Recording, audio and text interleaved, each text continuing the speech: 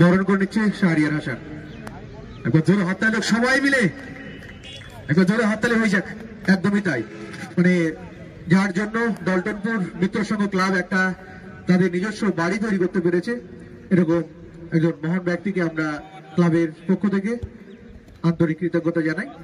এরপর আমরা আনুষ্ঠানিকভাবে বরণ করে নেব বিশিষ্ট সমাজকর্মী নিজামুদ্দিন বিশ্বাস মশাইকে। বরণ করে নিচ্ছেন সুমন হাসান, বরণ করে নিচ্ছেন নিজামুদ্দিন বিশ্বাস মহাশয়কে।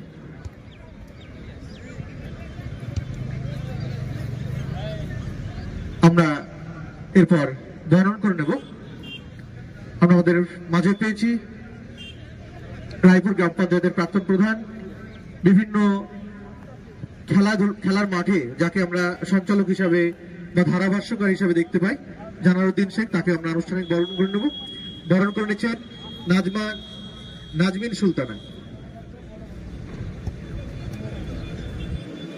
আরেকজন ধারাভাষ্যকার শরীফুল ইসলাম, গভীরগড়া হাই মাদ্রাসার শিক্ষক, তাকে আমরা আনুষ্ঠানিকভাবে একটু বরণ করে নেব।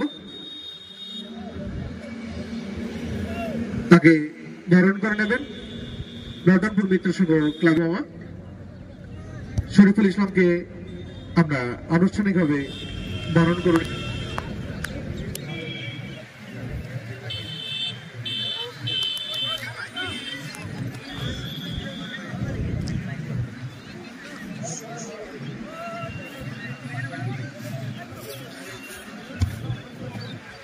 এরপর আমরা আমাদের মাঝে পেয়েছি দুজন বিশিষ্ট মানুষকে, হরিয়ারপাড়া ITI কলেজের প্রিন্সিপাল আরমান সাহেবকে, এবং আমরা আমাদের মাঝে পেয়েছি হরিয়ারপাড়া চক্রের অবর বিদ্যালয় পরিদর্শক শর্মিষ্ঠা চক্রবর্তী মহাশয়, তাদেরকে আমরা আনুষ্ঠানিকভাবে বরণ করে নেব। প্রথমেই আমরা আরমান সাহেবকে বরণ করে নেব। বরণ করে নেবেন ক্লাবের অন্যতম